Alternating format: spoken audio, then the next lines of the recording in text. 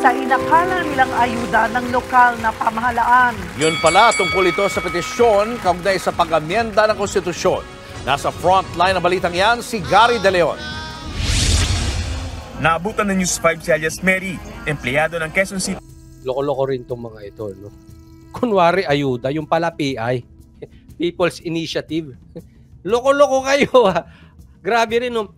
Isipin mo, alam nila kasi ang kahinaan ng Pilipino. Ano? Ayuda. Ano kahinaan ng Pilipino? Pera. Pag pumunta ka sa liblib, lalo na dito, hindi ko po inaano. Pero kasi taga Quezon City ako eh. Nadadaaran ko yung yung Riverside. Hindi ko po kayo inaano ha. Yung Commonwealth. Talagang ang bahay dyan, dikit-dikit. Hindi ko po sinasabing wala kayong pera. Pero alam naman natin ha, public knowledge naman po yan. Taga Fairview po ako dati. Diyan ako lumaki sa Don Jose Subdivision. Kaya nadadaanan namin niya. Araw-araw pumapasok ako ng Claret School. Oh. Pagka diyan ka pa syempre, ayuda diyan pagkakaguluhan. Subukan mo magbigay ng ayuda sa Ayala. Baka walang lumabas ng bahay para kumuha ng ayuda mo eh. Oy, Arlene May Galvez. Hi coach at sa lahat ng Sakalam. 28 months na siyang member. Thank you. Arlene May Galvez. Oh, nagpa-member, tularan ng magandang alimbawa. Salamat po, Arlene May Galvez. Diyan nila kinukuha. Kunwari ayuda, pipirma ka. Yung pala, PI na. Mga PI kayo. Hall na nagbabahay-bahay sa barangay Tatalon. Para yan mangalap ng pirma ng mga botante, sabay pinasusulat sa kanila ang precinct number. Nang tanungin namin kung para saan ang pinapipirmahan niya. Sagot ni Mary. Nakalagay doon Tagalog eh. Kung sumasang-ayon tayo na yung mga dayuhan mag-invest sa Pilipinas. Yun ang style, nakalagay doon. Sang-ayon ba kayo na ang dayuhan ay mag-invest sa Pilipinas o ano? Utos daw ito sa kanila ng Barangay Community Relation Department ng City Hall. Ang ilang residente pumirma agad sa pagkakalang para ito sa ayuda ng lokal na pamahalaan. Parang susulat lang yung pangalan mo, malay mo kung ano ibigay sa amin sa mahihirap. Ito po ay para sa mga sa mga mayang Pilipino na nangailangan ng tulong.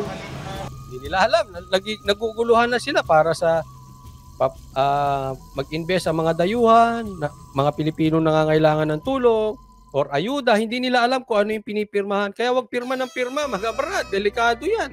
Kung mabibigyan pangako na magkaroon ng ayuda. Pero may ilang tumangging pumirma nang mabasa ang laman ng papel. Di pala kasi ito para sa ayuda ng lungsod, kundi petisyon para maamyenda ng saligang batas gamit ang People's Initiative.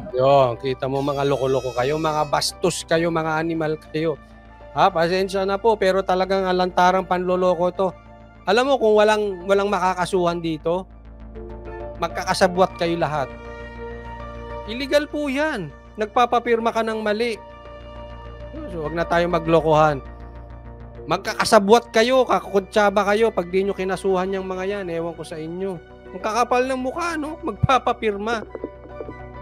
Doon na lang sa title People's Initiative. Ibig sabihin, galing sa kusang loob ng mga Pilipino. Hindi galing sa mga politiko. Sila ang magkukusang loob. May mga bobo. Wala talagang silbi na ang nangyayari sa politika natin. Garapala na. Parang ayuda nga din kasi galing sa Congress. Hindi ako normally sumasali sa mga petition. Kasi nadala na ako from the last time. Nantanong yun! Narinig niyo sinabi ng babae? Dapat ganyan ang attitude nyo. Nadala na ako the last time. Kung naloko ka na last time, magpapaloko ka pa ngayon. Anong tawag sa'yo? Loko-loko. Di ba? Niloko ka na ulit. Gayahin nyo yung mama, yung ale. From the last time. Nang tanungin namin si Mary. Nadala na ako from the last time. Yan, ganyan ang gawin yung attitude, ha? Madala na kayo the last time. Okay lang magkamali ka. Pero pag nagkamali ka, pangalawang beses, tanga ka na. Pasensya na po, kailangan ko diinan para pagdating ng 2025 election, wala na magpabudol sa mga vloggers, wala na magpabudol sa mga politiko. Mag-isip po tayo. Hindi ko po kayo didiktahan kung sinong gusto nyo iboto. Basta importante, bukal sa puso mo at sa isip mo na nag-research ka na yung iboboto mo dahil nag-research ka, hindi sinabi ng vlogger sa'yo, hindi sinabi ng politiko sa'yo, hindi sinabi ng barangay captain sa'yo, hindi sinabi ng magulang mo. Ikaw mismo nag-research ka, masasabi mo, itong boto ko to, sigurado ko, hindi ako nabudol. Dapat ganun ang attitude. Hindi pwedeng sabi kasi niya tapos sisigaw na nabudol. Hindi pwede madala na kayo ha. Please lang po. Pakiusap lang. Madala na po tayo na hindi pa ulit-ulit yung maling politiko. Pag naging prime minister yan, pwedeng 20 years maupo yan. Walang limit po ang prime minister. Ingat po kayo. Nang tanungin namin si Mary, mismong siya aminadong hindi alam kung para saan ang pinapipirmahan sa mga residente sa QC. Bago yan, siniwalat ni Albay Representative Edsel Lagman na may nakarating sa kanyang may mga bayaran sa Bicol kapalit ng pirma ng mga botante na gagamitin sa pag-amyenda ng konstitusyon. Para paboran ng mga tao ang magkasamang pagboto ng Senado at Kamara para sa charter change. Sa ngayon, ayon kay Mayor Joy Belmonte, nakarating na raw sa kanya ang ginagawang pagkalap ng pirma ng mga kongresista sa Quezon City, pero hindi raw pinaalam sa kanya ito ng mga mambabatas. Nilapitan ako ng mga punong barangay na yung mga congressman nagpapapirma sa kanila. So they wanted to be clarified kung ano ba yung mga amendment. Wala pong kitlaman sa local government po yan. Yan po initiative po ng mga congressmen. Miskin na. Mayor. Napaka-imposible naman na wala kang alam. Pero, kung talagang wala kang alam, at ito ay maliit na porsyento lamang sa tingin ko, at wala ka talagang alam, dapat may gawin ka. Sabi nga, pagka merong illegal na ginagawa dyan at hindi mo inaaksyonan, kasabwat ka. Ganun lang po kasimple yun So kasi po mali po yan na magpapapirma ka, misrepresentation po ang tawag dyan. Papipirmahin mo, iba sasabihin, pero yung pala, TI na. Kunwari, ayuda, yung pala para sa pagpapalit ng ating batas. Yun na po ibig sabihin nun.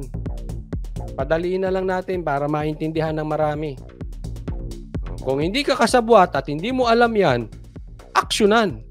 As simple as that. Tita Liza, sabi niya, kasabwat na rin pati mga barangay captain. So yan ang masakit. Sabi ni Miss G, grabe na ito. Kaya nga garapalan po. Ngayon lang nangyari ang ganyan Yung nuknukan ng garapalan. Hindi lang ako nagsasabi niyan. Si Belmonte na. May ebidensya tayo. Binalita sa media.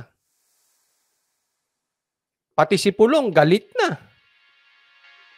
Binuking na nga yung 30% nyo. Saan kayo pupulutin ngayon? Pag-uusapan ng bawat Pilipino yan, 30% nyo. Mag-aral kayo. Gawa kayo ng palusot kung paano nyo palulusutan yan. Yung akusasyon ni Pulong sa inyo. Ulit tayo. Kinausap na rin daw ni Belmonte ang ilan sa mga kongresista ng kaugnay rito para di malito sa rason ng pagpapapirma. Kung pwede nilang i-orient yung kanilang mga inuutusang mga barangay officials with regards to ano ba yung mga amendments na... Alam mo, para ito na lang Ito na lang ang protection natin. Payo ko lang pa sa inyo. Ngayong mga susunod na siguro 3 buwan, habang mainit, susubukan kasi nila yan Yan ang nakikita nating, yan ang pinagkakabisihan nila, yan ang proyekto nila ngayon. Yang tsa-tsa para maiupo, kung yung sinasabi siguro ni Pulong Duterte na peking Panginoon, gusto maging Prime Minister. Okay? For the meantime, wala muna kayong pipirmahan. Basta galing sa barangay, galing sa umiikot sa mga bahay, galing sa ayuda, wag muna kayong pipirma. Siguro for the next 3 months. Delikado. Kasi akala nyo tapos na yan. Itatry pa rin nilang itatry. Kung hindi nyo maiwasan, pumirma. May cellphone naman Picturean ninyo. Kasi kung ayuda yan, Hindi sila takot picturean kung ano yung pinipirmahan. At hindi ka pwedeng pumirma nang hindi mo nababasa lahat. So hindi ka pwedeng pagbawalan na wag picturean. Mag-iingat po, mag-iingat. Delikado yan. Kakibat ng pagpirma lab. Nagbabalita ECT 78, sa bagay alam nyo. Ito sabi niya, mga tao na gutom sa ayuda, sarado na ang tenga at bulag na ang mata. May punto po kayo. Wala na eh. Gutom na ang tao eh. Yan ang sinasabi ko eh. Ito po, hindi ako nagbibintang ha. Or hindi tayo